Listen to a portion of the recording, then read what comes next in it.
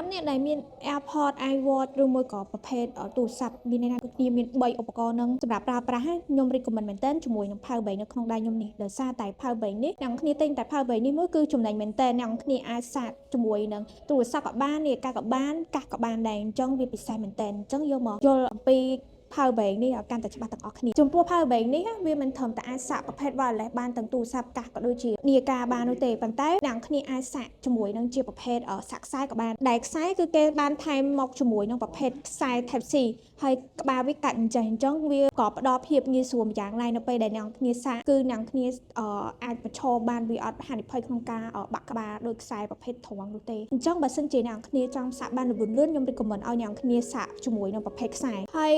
គេក៏មានបន្ថែមជាមួយនឹងរុនចំនួនមួយទៀតជាប្រភេទរុន Type C អញ្ចឹងបើសិនជាកាន់នៅក្នុងពេលតែមួយអ្នកគ្នាត្រូវការសាកពីឧបករណ៍អ្នកគ្នាអាចជ្រើសរើសរុននេះសម្រាប់ការសាកបន្ថែមបានផងដែរមួយវិញទៀតចំពោះ Power Bank នេះគេក៏បានភ្ជាប់មកជាមួយនឹង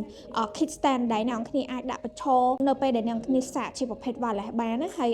kit stand នេះគឺអ្នកគ្នាអាចកវល់វាបានជុំវិញហ្មងអាចស្រែតាមតម្រូវការរបស់អ្នកគ្នាបានណាហើយចាត់ស្ដែងចំពោះ Power Bank នេះការសាក់ wireless គឺវា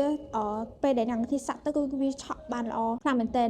វាឆក់ជាងប្រភេទ wireless ដតៃផ្សេងទៀតចឹងណាហើយសម្រាប់ Power Bank នេះយើងក៏កំពុងតែមាន promotion ពិសេសដែរបើសិនជាអ្នកគ្នាចាប់អារម្មណ៍អាចដាក់ការកំណត់តាមរយៈវីដេអូនេះឬមួយក៏អ្នកគ្នាអញ្ជើញមកដល់ហាងផ្ទាល់ក៏បានដែរសម្រាប់អាស័យដ្ឋានគឺយើងបានដាក់នៅលើ caption នៃវីដេអូមួយនេះសូមអរគុណជួបគ្នានៅវីដេអូក្រោយ